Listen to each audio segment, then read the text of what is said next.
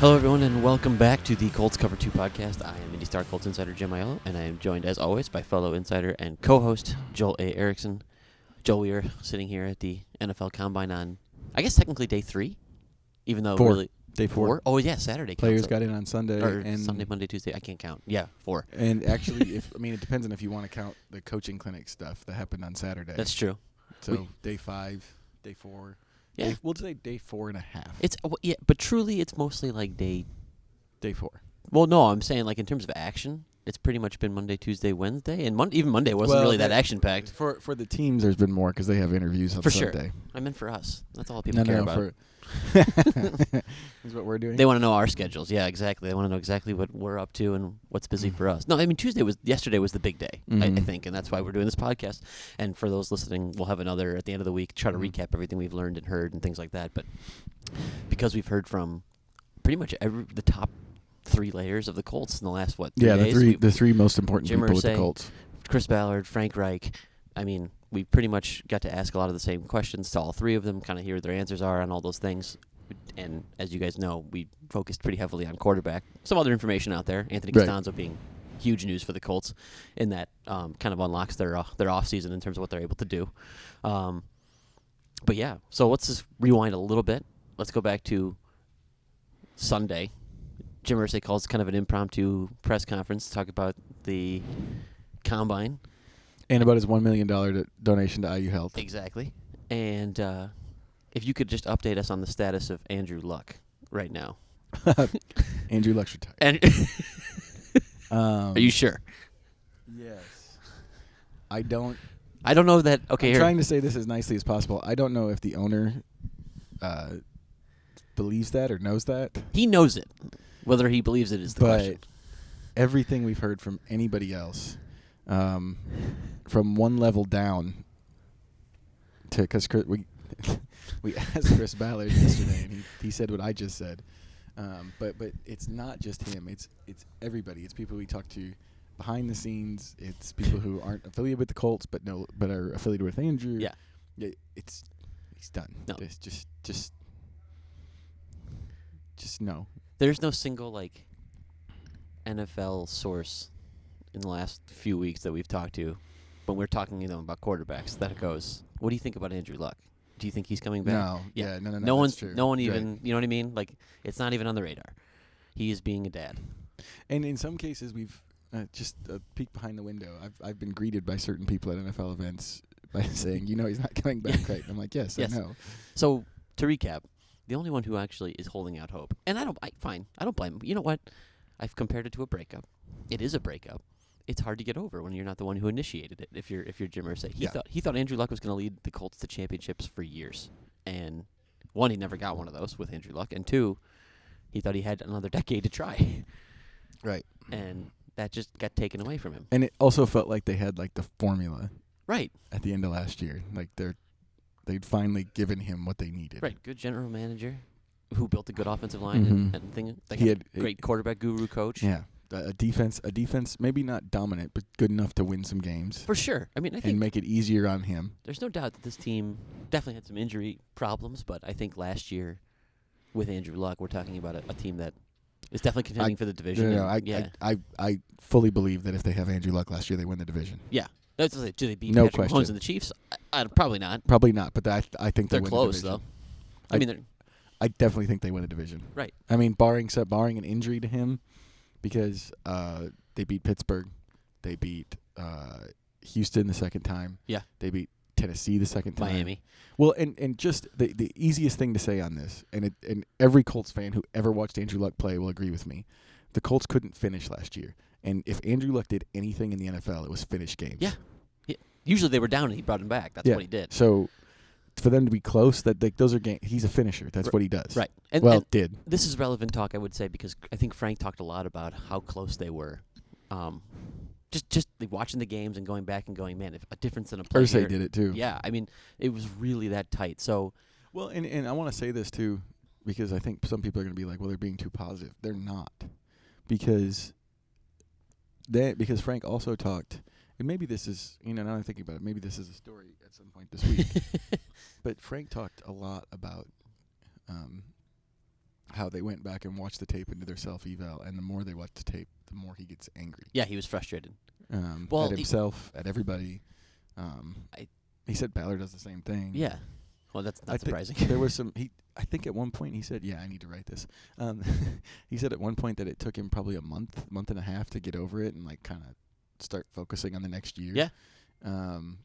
So like, don't take them saying like we were close. They're going. That's them watching tape and going, we were in this game and let it get away. Yeah. And we were in this game and let it get away. And that I don't think that's debatable. That's what happened. No, not until the Saints game, the Jaguars game, maybe at the end. The Saints game kind and of the get away Jaguars from game, them. but there were a lot of games Well, that that's they what I'm were saying. leading and coughed it up. Up until the end, things didn't really get away from them, I thought. So, anyway. In several games they were controlling. So, listen, Andrew Luck's not coming back. We don't really need to talk about it any further. Chris Ballard really wants us to not talk about it anymore. But his boss keeps bringing it up.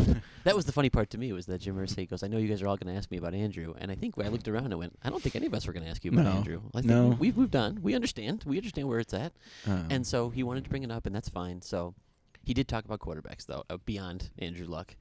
And he said, I believe if we were playing a Sunday night football game tonight, Jacoby Brissett would be our quarterback, which is factually correct. Yep. He is the number one quarterback on the roster under contract. And I think Jim Irsay, who does not have a reputation for being able to keep a secret, I think, played the game pretty well, actually. He went down the Jacoby is our guy. We believe in Jacoby. We believe he can develop, and then kept the door wide open for bringing in somebody else. I think if whichever way you decided you wanted to hear that, and when I say wanted to hear that, I don't just mean what you want them to do. Right. I think whichever way you wanted to either be mad at them for not doing Right. or whatever you wanted to do, there was a way in that press conference, and there probably was in Chris and Frank too, to be to read it. Well, for sure. That's because they both kind of All three of them defended Jacoby to a degree. right. All three of them also said a lot of stuff about the potential possibilities. Right. No, I don't think anyone more clearly than Irsay. Irsay was very clear on the fact that like this is a decision that they're going through, and the three of them are going to keep doing over and over again. But I thought that Frank had a very revealing answer yesterday when he was talking about somebody asked if how Jacoby was handling the speculation about his job, and Frank was saying, "Well, you know the rule." Like you know the deal in the NFL. There's only a handful of guys who get to have job security and just know they're not going anywhere. Yeah. The not said, but the implicit part of that is Jacoby's not one of them, and so he knows it could happen. There are better quarterbacks out there. I would say Derek Carr over the last couple of years has had much better years than Jacoby Brissett. He doesn't have job security right now. Right. I mean, and so. Like I said, you could take it any way you wanted to, but I think it's just what we thought. I don't think anything's really changed. Do you think that when Jim Irsay, I think NFL Network toward the end of the year, he said we have Jacoby and we have the draft, I think, or something to that effect. I mean, he said something like we'll go into next year with Jacoby and the draft. Do you think that was a tell at all that they're not going to dip into free agency? Because obviously the Phillip Rivers rumors are persistent right now. And let's be clear, and I wrote this yesterday, and you've said it 100 times, there are no legitimate rumors tying Phillip Rivers to the Colts. The only reason that's being tied is because of Nick Sirianni and Frank Reich. And by legitimate we mean we haven't. There's no one has said a source says. Yeah, it's a report, I should say. There's been a lot of speculation. Right. Maybe some of it's informed. It's hard to tell because there hasn't been like a formal report. Correct. It's all speculation right now. It's all speculation at the moment. So do you think what Jim said back in, I think, December, maybe November, is the truth? Is that, that's probably what they're doing? Or is I think if you follow the Colts and the way Ballard builds and everything like that, I think that's probably the obvious first glance. Okay. But I think he also probably said that before it became clear how many of these possibilities there were. Yeah. Now, I will say this. I think this is important to say, too. Yesterday at the Combine was throw a giant bucket of water on whatever quarterback rumors are going on. It was such a bummer of storyline day. I think the only organization that that kind of fueled it was Tampa Bay, with Bruce Arians just kind of being like, well, Jameis wasn't real good at the end. But everybody else, Mike Mayock was sort of fiery, and I know everyone chose to focus on him saying, I've always said if we can get better at any position, but that's very GM speaky. Yeah. And having listened to the Colts talk about how they like their quarterback, and listening to him talk about his quarterback, it was a much more stringent defense of Derek Carr. It was a much stronger endorsement of their starting quarterback, I thought. Than what the Colts have done with Jacoby Brissett. 100%. I mean, there was one answer, and I'm not going to remember exactly what he said, but he was not asked about Derek Carr. He was asked about finding quarterbacks. He was asked something like, it's about changing his offense. change it and I think it was they were trying to do like a backdoor Brady question. Right. And he answered it by saying, "We have a quarterback who runs John's offense very, very well." Yeah. And he it does. was and I'm not we're in a fairly quiet hallway, so I'm not doing the impression justice, but it was fiery. It was Mayock being fiery. Yeah. And so my inkling is that that's not like they're not shopping him. Yeah. No, I mean, I think that's probably true. And to get to back to your point, I think in terms of throwing cold water, like Burrow pretty much said he'll play for the Bengals. Yep. And that's pretty much what he said. Matt Rule said he's really excited to have Cam Newton and on the roster, so that there's Carolina there. I'm trying to think what other like quarterbacks. The Lions aren't trading Stafford. The Lions are trading Throw Stafford. that one out the window. Right. If you had that weird hope in your Now head. they might still draft Tua. Yes, they did say that. And that is an option for them, so that's interesting. Oh yeah, in terms of other quarterback news, I guess we can get to that. Tua's medicals, all the reports yesterday and today were that Tua's medicals are great. One caution. What's that? One caution on those reports. What's that? I have never asked anybody if someone's recovery was going well, and they were like, "Oh, he's really in trouble." For sure, but I mean, it wasn't like an on the record thing. I think it was Schefter's report that said every team was like really impressed with the way things were going and all that stuff. And yeah, I know, but caution. I've said, I think a team that wants Tua should start leaking terrible medicals about Tua out to the public and be like, I wouldn't draft this guy. I do wonder if that happens sometimes. I think so, wonder for if that's sure. possible. Yeah. To like muddy the waters. I was to say, if my The hard part about doing that at the combine, though, yeah, for fans who don't understand what's going on here, mm-hmm. When we say they did medicals at the combine, like Tua said yesterday that he did 10 hours of medical. Yeah, he was there from like 8 in the morning. The reason he did 10 hours of medical is not because there was one guy looking at him for 10 hours. Yeah. It's because all 32 teams, or however many teams want to look at him, which I assume is all of them, their own team doctor takes a look. So the one thing that throws that would make it hard for you to be like, oh, we think his medical's bad, is that every team's doctor has made their own evaluation. Right. So this is the week where, and that maybe lends some credence to Schefter's report. Yeah, right. But that's the hard part is you can say it, but you're not giving out information that other teams wouldn't know. Right. They have their own evaluation. And there were draft picks last year. Montez Sweat is a good example where some teams said no, we can't take him based on his heart condition, and some teams were totally fine with it.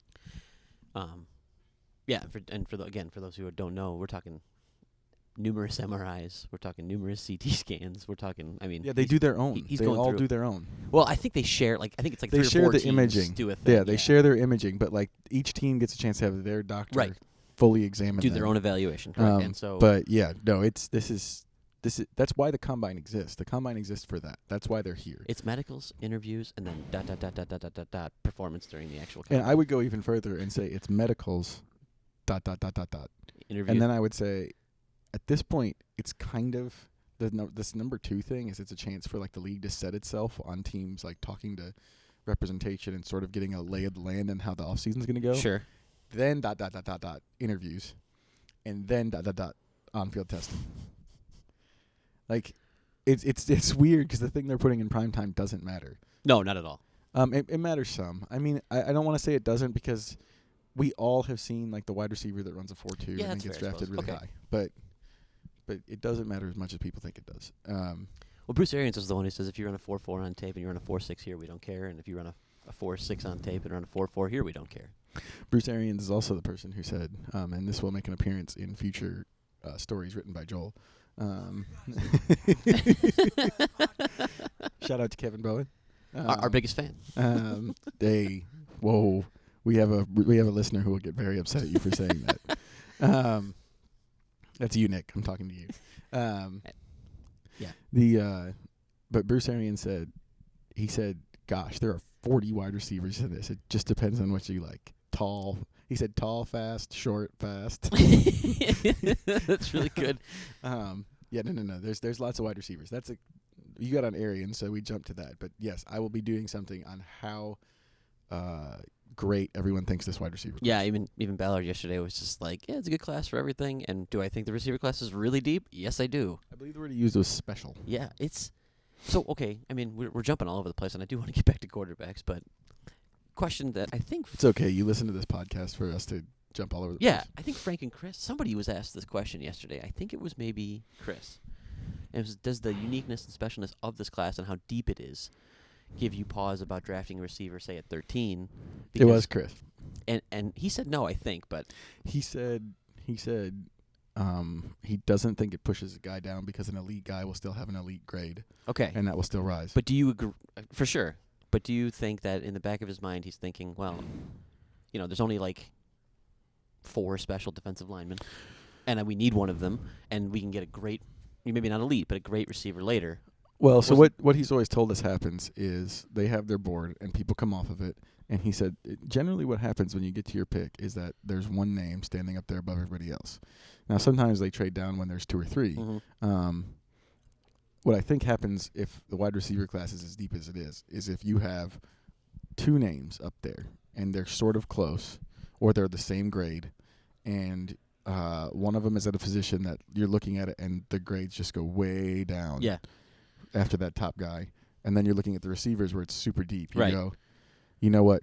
Maybe we go for that guy Right. because we're not going to get that again. Right. And we've got other guys who are graded close. And actually, I have an example for this. The Colts last year believed that Khari Willis was not that different from the top safeties. Okay. And so they didn't feel the need to go after some of those guys because they could get him. They went and got him in the 4th round, but they didn't go for the top guys in the 1st, 2nd, and 3rd like some of us had speculated because they didn't have him graded very differently from those guys, and they knew he'd be there. Mm-hmm. So that's what happens. It's maybe we don't have to if they're right there with somebody else, because we've got this other guy who we think is going to go in the late 3rd. Yeah. And his grade is only a couple decimal points off of this guy. So your answer is yes, essentially. Yes. Yeah. I mean, you might not. But- not. I'm not saying they definitely won't. But draft if first. but Yeah. if they get to 13 and the only name up there is a wide receiver, I Right. think they'll still take the wide receiver. Sure, 100%. But if it's like, I don't know, a defensive tackle class is not weak. But if you get you're looking, and again, this is assuming their grades are equal. It's not nearly as deep as this insane wide receiver. But if somehow you get to you got a chance between Javon Kinlaw and CeeDee Lamb, which is probably not likely, but if you did, to me you'd be like, oh, the defensive tackle class is not as deep. He's Mhm. probably special. Let's get him and then try to find another good receiver in the 2nd or 3rd Right, round. I mean, right. again, just as a No, that's a good one For because instance. most people think, and honestly, I mean, we don't know the Colts board, so we're going to have to go off of what people are saying. right, But most people think that Derek Brown and Javon Kinlaw are way ahead of the rest of the right. tackle class. The receiver class, there is a group of guys up there that's ahead, but I don't know about how much. Yeah, exactly. I mean, I think you have Lamb, you have Judy, and it sounds like Ruggs has kind of slid his way into that. Like Ruggs is this year's speed dude. right, and he's kind of slid his way into that class maybe of I think Hollywood Brown was taken maybe a little higher Mhm. than I think people thought. This Mhm. might be the Ruggs thing. And then there's this next group of guys who are right there, it seems like. Justin Jefferson, depending on what you think of Jalen Reagor. Those guys, again, pure speed. Jalen Reagor's- Reagor, son of former Colt Monte Reagor. So but there doesn't seem to be. Yeah, you're right. It's kind of hard to figure out how much separation in between those guys there is. So And it's impossible since we don't know what teams scouts think of people. right. So, but I mean, you talked about Bruce Arians saying it. Ballard said it. I saw Bears coach, our Mike Bears Mayock GM said it. Ryan Pace said it. This is a consensus. The receiver class is ridiculous. I think the best information. No, I don't know about that. But the most consistent information that you get from the combine is that when all these general managers talk, it's pretty consistent that every year they will say the draft is loaded at this position. Right. And a lot of times they'll also say one of the it's kind of weak at this one. And I haven't looked through enough and read through enough of the transcripts we have to be sure what that position is. Yeah, But by far, very obviously, people like the wide receivers. for sure. And so you know what I would say is a good idea for a position at 13. And again, the Colts probably won't do this because this will get us to a good piece of information. It looks like there's 4 really good, great maybe tackles available in the Mhm. 1st round, and who could be around 13. Obviously, we don't think the Colts are going to take one of those now because they had the good news of finding out that Anthony Costanzo is going to come back this year. It's a little weird that they're celebrating it, though, since there is no contract yet, and technically he's a free agent, but Well, I mean, it definitely sounds like so it's the the way Colts are bust. the way to read that and the way we all wrote this and is for them to talk about it is he's come back and said, I want to play for you. Yeah, that's interesting because It's this. I mean, this with guys in the league who have a long tenure at some spot and the ability to do this, and they're thinking about retirement. This is often the way it goes. If you want the biggest name example, it's Drew Brees. for sure. Drew Brees doesn't want to leave New Orleans. And that makes total sense. It's just interesting that in this climate, I guess, where especially a guy like Drew Brees or Anthony Costanzo would be so in demand and could get so much money out somewhere else that he's willing to tell his agent, I want to negotiate only with the Colts. You're going to lose a lot of leverage that way. You're going to have to be okay with that. And the Colts being even saying, we're going to pay you appropriately. I mean, I think Frank had the comment saying that he's going to get paid quite well. Well, and the common thread between guys like that who can make that decision are they've made a lot of money. Right. In the NFL, and both of them have pretty obvious post-NFL careers set. Well, give me your impression on what Chris said about Anthony coming back and how one, he was excited, but he said year to year, and then he also said he said Costanzo said he's coming back, but it's on a year-to-year basis. Right, and he said that the franchise tag is probably not going to be not an option. He just said he probably wouldn't be needed. I think is kind of what he was implying. Yeah. So. So what do you think that means? I think it means he's going to get paid a lot of money. I don't know how much the guaranteed money is going to stretch beyond the first year. Yeah. I don't necessarily think it has to be a 1-year deal. Okay. Maybe Costanzo signs that, but maybe the Colts do something where the first year is basically guaranteed, and then after that it's not. Right. So if he wants to come back, he just plays on it, and there are ways to there's ways to do it where everything's guaranteed. Like you can sign like a 2-year, $38 million deal, and before people are like, "That's crazy," it's not. No. And make all 19 guaranteed in the first. Right. That's possible. And then everything else can be base salary and stuff like This that. is kind of the kind of contracts Chris hands out anyway.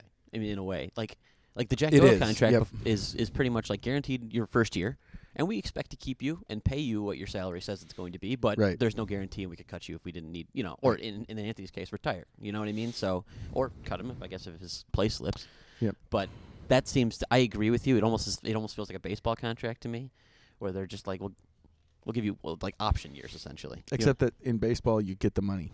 That's true. There's no guarantee, but it's almost like option years. Like they could sign Anthony to a 6-year deal, but one guaranteed, and the next 5 are just like, okay, do we want you to play? Do you want to play? Here we go. You know what I mean? I also think the other extension of yesterday's news, and this isn't some brilliant analysis by me because Chris Ballard said it with his face. They need to find the next one. Yeah, and this is what I wanted. That was kind of what I was trying to connect, which was there's only like 4 elite tackles. Mm-hmm. The Colts probably won't draft one, but they might have to go into the 2nd or 3rd round and start planning for life after Costanzo because you don't know how long this goes. Yeah,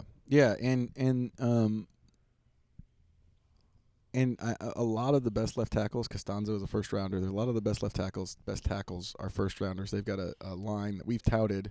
We've all written about how much they've invested draft pick wise in it. But there is that you also it doesn't happen as often. You can find starting caliber and very, very good left tackles in the middle rounds. And honestly, those guys, those 4 at the top of this draft. Anytime there's a lot of guys at the top of a draft, it means the rest of the position is probably going to be deeper. So this might be a draft where you can do that. The 2 guys that I looked up were, one of them I just knew. Teron Armstead was a 3rd-round pick by the Saints from Arkansas Pine Bluff. And the other one is David Bakhtiari, was a 4th-round pick out of Colorado by Green Bay. Bakhtiari started right away. Teron he only started 2 games his rookie year. Yeah. But you can find them. They're around the league. I mean, Charles Leno, I think for the Bears is like a 5th or 6th round pick, maybe even a 7th round pick. Like they're around. They're definitely around. So you can take a guy and develop, which is again, that's what Chris Ballard said with his face yesterday. Is you have to have someone developing because you got to be ready you got to try to be 1 or 2 years ahead. Yeah. Well, there's the other option. There's the other reason, right? Which is that they actually have no depth right now. all of their depth Is free linemen agent. are free agents right now. So there's two reasons to do it. And I think you and I were talking about this morning a little bit. I think the comparison with the Chiefs is interesting in terms of, or the quarterback comparison. Like, they had Alex Smith, but they drafted Pat Mahomes and let him kind of develop over a year. You can kind of take that to the Colts with the offensive tackle, right? Yeah. Oh, yeah. Draft the tackle, let him sit behind Anthony Costanzo a year. And I will go even further with the more insane example from the Saints that Yeah. no one is going to like, but This I'm is going to good. say it anyway. Oh, which one is this? They could pick a tackle at 13. Yeah, this is this is an interesting example. They could pick a tackle at 13. And before you say, but they have two tackles. When I was covering the Saints, they had Teron Armstead at left tackle and Zach Strief at right tackle. Pro Bowler and former Pro Bowler at that point? Not Pro Bowler because he plays right, but very, very good. Yeah. And they knew Strief was getting to the end. Right. And they drafted Ryan Ramczyk Right. with the last pick of the first round when they had other needs when they had more obvious needs available. Right. Like wide receiver and other place and scat running back where they drafted Alvin Kamara. Like they addressed them later. Right. Because they had a lot of picks in that draft. Colts fans sound familiar? Yes. And when they drafted Ramczyk, there was a lot of talk. Why are they doing this? They have to. I mean, I know Strief's going to be gone, but why would you use a first-round pick on him? Right. When you could use a second or third? Legit questions, honestly. Yes. And 2 games into the season, well, actually, even better than that. That summer, Teron Armstead tears his labrum Right. in his shoulder. Can't start the season. So Ramczyk starts the first game at left tackle. In the first game, Zach Strief tears his right ACL. Ramczyk moves over to right tackle, and he's been there ever since, and Strief retired at the end of the season. Ramczyk is a Pro Bowler, too, by Yes, the way. Ramczyk is a Pro Bowler. He was in a different kind of draft. That was a very like clear. Well, this is funny. There was supposedly a very clear top 2 tackles, and then it was a weak class beyond that. Right. It turns out there was one good tackle because the other tackle in that first round was Garrett Bowles. Oops. Still developing. Still just give him a couple more But years. you can make that pick, and that like what the Saints were doing was we're going to need him at some point. Yeah. At some point, Strief's going to go, and also the injuries are an example of what happened with the Colts last year, where everybody started every game. Ballard said this: it's not going to happen again. Probably, almost for sure. Yeah, it's like lightning striking twice. Yeah. So if you have to take a developmental left tackle and you get to that 13th pick on the board, and one of those 4 big names is up there above somebody everybody slid. else, Yeah. and they take him, you will not hear criticism from this reporter. Yeah. You may hear it from the rest of the reporters. You will not hear it from me. No, and you have that. It's a great. If they do that, you can just write the Ramczyk story. Oh yeah, I will. Yeah, I will. 100%. It's a great comparison. Now you know. Now you guys know if the Colts pick a tackle at 13, exactly what I'll write that night. Yeah, there you go. I mean, it's again, with Costanzo being And you all will get mad at me. I don't know, with everybody knowing Costanzo's status, that is slightly like Mhm. I think it boosts the possibility up And a then little bit more. and the other thing is, well, what do you do if no one gets hurt? Yeah. Well, then you have a great swing tackle, and he gets more time to develop. Yeah. Darn. Yeah, I agree. Well, and here's the other thing: if you don't have your quarterback of the future, then you're not going to go to the Super Bowl anyway. So you might as well start planning for the future a little bit better. You know what I mean? Get that Yeah. guy. Get your next left tackle of the future in Draft the picks. building. I draft picks shouldn't be made with 1 year in mind. They Like- should be made with the Well, next not if you're 4. I mean, if you're the 49ers, like again, you're probably trying to draft for the future, but you're also looking for that last piece to push you No, over the that's top. true. You know what I mean? But I don't think the Colts, again, as good as we think the Colts are, in a lot of areas, I don't think they're like a piece away from winning a championship, unless that piece is a star quarterback. Right. And so let's get to that. Let's end there, because like I said, we're gonna do this again in a couple days. Mm-hmm. So we'll recap as much as we can from what we've heard. But trying to think, we kind of covered Irsay. Mm-hmm. I want to get to what Ballard said. Oh, I want to get to what Reich said too. Okay. I tied them together yesterday. Yeah. Let's start with I'm going to start with the first thing. Okay. I've seen online On the interwebs. a thread of thought Okay. that if the Colts don't pick a quarterback at 13, they've blown the offseason. I've seen this thought. I don't agree with this thought. It's a bad thought. I I agree with you. Well, I thought that before Chris Ballard, so I want to stress I'm not parroting the team thing, but if you've been listening to this podcast, you know I've been saying it since literally the middle of last season. The worst thing you can do is draft a guy for the sake of drafting him. Yeah. It's just dumb. Can't force it. Chris has been saying it. You've been saying it. And Ballard sort of tipped his hand on this a little bit and said the position gets pushed up. Yeah. You have to trust your evaluation. That's as strong a indicator of what he's thinking as anything he said yesterday. Yeah, I completely agree. Now, people are going to say he said nice things about Jordan Love, and Jordan Love said nice things about the Colts, and everybody wants to play matchmaker. But if they don't believe Jordan Love is a first-round caliber quarterback, he is not going to take him. Yeah, because it's dumb. Yeah. I mean, will he trade back from 13 3 times and get 8 second-round picks and then maybe take Jordan Love there if that's where his evaluation is? Maybe. Yeah, sure. But if he doesn't think Jordan Love is worthy of the 13th pick, he's not going to make it. And here's the thing, and I thought the second, actually, I'm going to go beyond that. I already sort of thought the way Ballard said, so it wasn't that revelatory to me. I thought the most revelatory thing any Colts person has said in the last 3 days was Frank Reich saying that he thinks there's 2 reasons that quarterbacks bust in the NFL. One, intangibles. So we're saying they don't have the leadership or I think he really means work ethic. I work ethic is one, but 2, I thought maybe just the ability to handle pressure. Yeah, work ethic, ability to handle pressure. Like he said, 1, the intangibles, which I think most people know. I think there's some very obvious examples. Ryan Leaf is the easiest one. I think Jamarcus Russell was another Johnny one. Manziel is another one. Like these are easy; they roll off the tongue. Yeah. The other ones, he did not say anything about overvaluing one trait, physical trait, like not having a specific physical trait. He said it's his processing ability. Yeah. They don't know. They can't process, and I think that's another thing that listeners of this podcast know. I've said for the whole time. It's the reason that Burrow is the presumptive number 1 pick, and why, if I was allowed to make trades like I can on firstpick.com, they would have the number 1 pick, because everyone says he's a good mental processor. You have to process things quickly, and when they don't, that's when Frank thinks that guys who are great guys and work hard bust when they're picked high, is because they just don't process information. I actually think that was closer to an endorsement of Jacoby than anything he's done, honestly. Because I think Jacoby has those things. Listen, 1, he's got the intangibles. I think we've been told that a million times. Yeah, that's not why I'm giving you a look. It's the processing thing. I agree with you, but they talk about his intelligence on the field all the time. Not after the ball snap. Well, this is maybe more the pressures. For me, it's with Jacoby. Sometimes it's not that I don't think he sees it. I think he sees it. He just doesn't pull it. Yeah. He doesn't trust himself enough.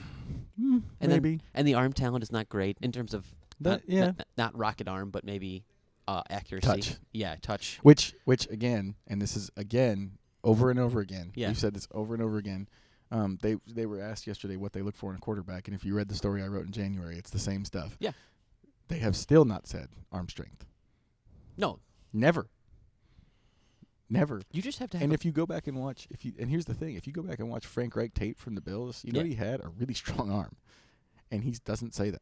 It's accuracy. Well, I mean, and to be fair, they have lauded Jacoby's arm strength. They have, but when they talk about what they want in a quarterback, right, never comes up. I agree. I was just has not come up. And I think, but again, yeah. So I think those 2 things, though. I think Jacoby. I was trying to read your face as I was talking about his processing. Was I turning you a little on that? A tiny. Okay. Look, I think his issues are elsewhere.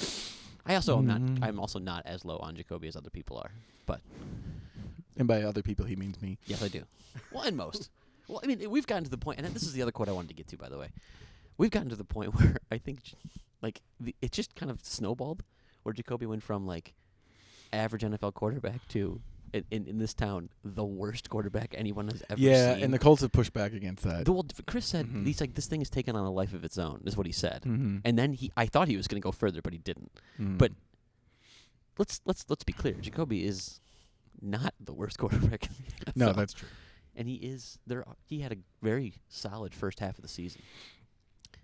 his problem was that he wasn't able to replicate that in the second half of the season. You can blame injuries to him or to his receivers or what, or lack of talent or whatever you want to do. But he did have a solid first half of the season, much better than many other quarterbacks in the NFL did. Again, we need to be clear about this. He is not the worst quarterback in the NFL. He, in fact, might be a decent bridge quarterback if they decide to draft somebody and move on to the next, and a first-round guy or a second-round guy, and that's what they're going to go. Right, but he's a guy. I think at his best he can supplement. I don't think he can drive a train. I tend to agree, and I think Chris again tried. I think in the beginning of the year was like seeing him at his best, and what he was in the beginning was a very solid supplemental quarterback. Chris said multiple times this year, and he didn't. Again, these are not thoughts he's finished. Well, they are thoughts he's finished. I mean, I shouldn't say that. He has said we signed him to a 2-year deal on purpose to evaluate him, and the evaluation is the jury's still out. I believe was the quote, or we're still evaluating. Yes. I don't think that's great. If you had a full year of games under you starting and they still don't know what you are, that tends to me, that's probably not a great sign. Well, it's usually something you hear with rookies. Exactly. And Irsay sort of talked about him as if he was a rookie the other day. But he's not. Don't get me wrong. He doesn't have a ton of starts under his belt, but he did have a full season in the NFL as a starter. Yeah, he has 2 full seasons now. And again, bad offensive line, different system. But he still started. I agree. That's what I'm saying. I get all that, but he did still start. He's not actually a rookie. And Andrew Luck, I had brought him back up again. There it was. You did it. When he first started out, he had some seasons with bad offensive lines and new systems. Yeah, and he threw a lot. He didn't have the offseason. Jacoby didn't have the offseason. That's not the... Kind of he did, though. Because Andrew was never around. Yeah, you know what? I'm going to go back on that. He did have the offseason. So it is kind of like Andrew as a young quarterback. I mean, that's what they told us. All right when Jacoby got the job, they said, hey, he's pretty much been the starter anyway. Mm-hmm. Because Andrew hasn't been here. No. I'm fully on. I'm going to go back to what I said. I'm going to double down on it and say, I mean, Andrew Luck had those, and he was far more successful. Right. So, listen, I'm my only point was that I just want to get to I think Chris was like, listen, is Jacoby Andrew Luck? No. But is he, I don't even, who's terrible? But like Blake Bortles? Probably not. You know what I mean? He's not that bad either. Yeah. I don't know. Is Bortles not a good example? I guess he went to the AFC Championship game. Yeah. I'm trying to You're making the worst thing about podcasts. I should have used the worst example. The worst thing about podcasts for listeners is that I have a very expressive face and only Jim gets to see what I'm trying doing. to I try to read it, but it's hard for me to know. I don't know. I'm trying to think of a guy. Curtis Painter? He's not Curtis Painter? There we go. Okay. He's somewhere between Curtis Painter and Andrew Luck. There. There's your evaluation. There we go. I should start scouting for the NFL now. He's somewhere in here. Good coaching can, No, I just think that they need to. I don't know. I guess what I want to finish up with, that's what Chris said, but I want to finish up with you is this point in the offseason, and I love doing this to you because I know how much you hate making predictions. Yep. Where are you on what do you, week 1, what do you think the quarterback depth chart looks like?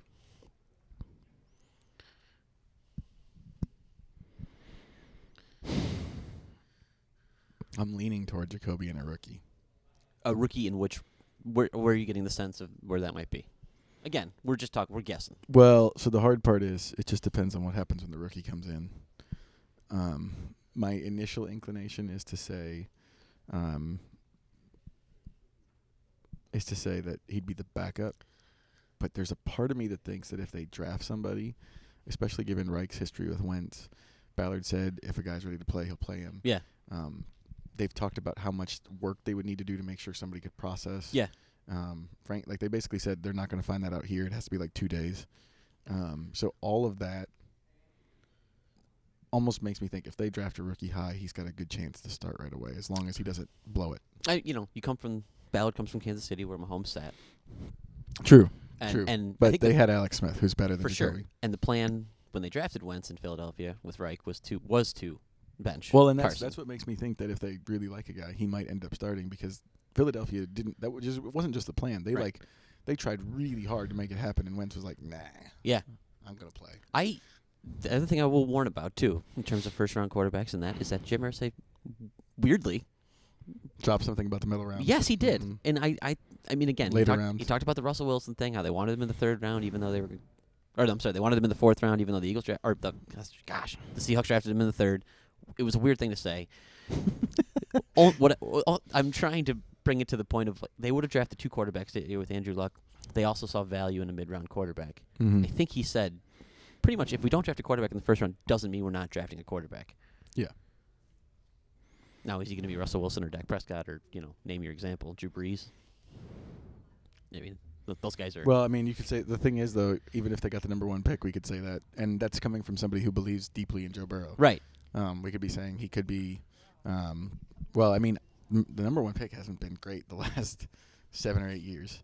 You're not a Jameis fan? No. You just hate fun. We've been over this. It's not fun. It's so fun. It's To watch from not afar. fun. I don't want to cover it. I don't want it here. It's not fun. Yeah, so my point was, when you say Jacoby and a rookie, Mm-hmm. you're not limiting it to the first round is what I'm saying. No. Nope. Don't think so. Anybody stand out to you yesterday? We were down there for quarterbacks all day. No, I know you were a little less in tune with the quarterbacks since we covered them pretty heavily at the Senior Bowl. I'm going to write on receivers this week, but Jordan, I know Jordan Love. well, I will say this. I mean, I'm not breaking news here, but Tua Tagovailoa is incredibly impressive. Nice job with the last name too, by the way. I'm still struggling. Yeah, he's an incredibly impressive person. Yeah. Just the way he handles everything, like he's really made polished. I think him and Love probably are the two. Well, actually, I mean, I sort of like Burrow's sort of cockiness. Oh yeah, no. I kind of like that. I feel like we should talk about quarterbacks with just ignoring Joe Burrow because it just doesn't seem like. I know that's the thing, and because they probably can't get him, but yeah, no. There was a reminder with Tua. Of course, with Tua, the question isn't that; it's what's going on in that hip. Yeah. But I like Jordan Love.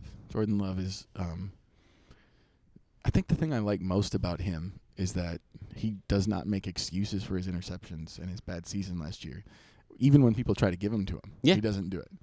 I like that. No, I like the quote. The quote is, I think it was Mike Chappell asked him, "Are you sick of talking about interceptions?" And he said, "If I didn't want to talk about interceptions, I shouldn't have thrown them." Yeah, and this is great quote. This is the second time we've seen him because you and I were down at the Senior Bowl. Right. And I talked to him at the Senior Bowl, and he was like that there too. I really like that. Like, it's not a don't talk to me about that. It's a no. I get this. I did this to myself. Yeah. I own it. They were bad plays. I really like that about him. There was a lot of pushback on Twitter from people that are saying, "Well, he still threw all those interceptions," and you're right. But that definitely shows a maturity, the way he's handling it, and the way he wants to work to get past Well, it. and Chris Ballard reminded me something in his answer about Jordan Love. Please don't read too much into this. Yes. He was just asked. He was asked specifically about Jordan Love. He was yes. only asked about one player. We didn't get a chance to ask him about every quarterback in the draft. That's not true. You asked him about Phillip Rivers. I said the draft. That's true. Jim's laughing because I knew what the answer I would get on Phillip Rivers, and I had to ask it anyway. And I was He hoping did. somebody else would ask it. You took a bullet for it, and I totally get it. Yeah. But he said Matt Ryan threw a ton, and if you remember right, he was. I think do you want to get a guest spot from a former Indy star? I don't think we can do that. Yeah, we can. He can say hello. I don't know that we can do that. That was unnamed reporter from The Athletic who used to work at the Indy Star. He wrote about mobsters. Yes. Well, I guess he didn't used to host this podcast because it was called something different back then. You've hosted 2 different ones, right? Technically. Yeah, good for you. All right. Well, anything else on quarterbacks you want to add? We can, like I said, we'll feel free to rehash on Friday. No, I don't think so. Because I try to temper what you hear here. Just to say to double down on Tua, immediately after his press conference, I think I turned to you and said something to the effect of, "If I were Chris Ballard, I would leak terrible medicals and hope that he slides the 13." Yeah, no, he's very impressive and always has been. Yeah, I mean, and also throwing left-handed, I don't think is going to impede his NFL career as weirdly. Oh, that's a weird thing. Some people are trying to There's make so many weird things that happen here. Yeah, the combine's a strange place. Anyway, we'll have really more for hurt you. Steve Young. You're gonna have offensive line story. I think receiver story coming up. I'll be right about the coaching staff. We didn't really get into this, but Frank talked about kind of the expanded coaching staff and why. Those are the things that we have coming up. Look forward to those. And tune back in on Friday. Thanks for joining us.